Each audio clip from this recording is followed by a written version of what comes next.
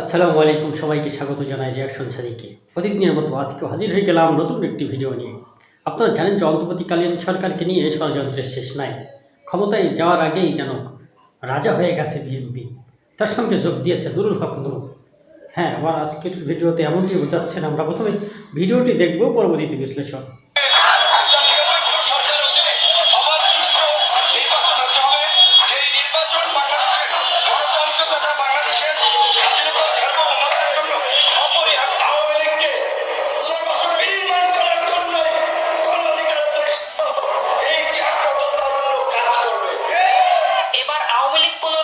সরাসরি রাজপথে নেমেছেন বিভিন্ন বর্তমানে সমন্বয়করা ডক্টর ইউনূসকে বাংলাদেশের সরকার হিসেবে।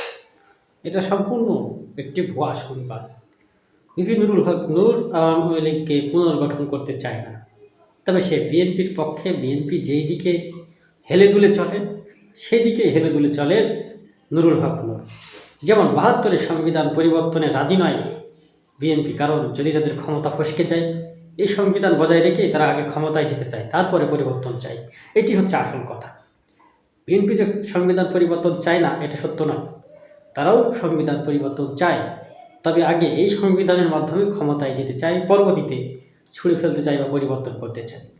এমনটি আমরা জানতে পাচ্ছি বিভিন্ন সংবাদ বিশ্লেষণে। সাংবাদিক মাসুদ কামাল বলেছেন, কোনো রাজনৈতিক দলকে তো হুটহাট করে নিষিদ্ধ করে দেওয়া যায় না, তাহলে আওয়ামী লীগ এবং এই অন্তর্বর্তীকালীন সরকারের মধ্যে পার্থক্য থাকলো না। আওয়ামী লীগ সরকারকে আবার নির্বাচনে অংশগ্রহণ করতে দিতে হবে, পরবর্তীতে তারা আবার বিজয় হবে, আবার দেশে অরাজকতা শুরু করুক। এমনটি চাইছে সকল সাংবাদিকরা। কি মনে করেন আপনারা?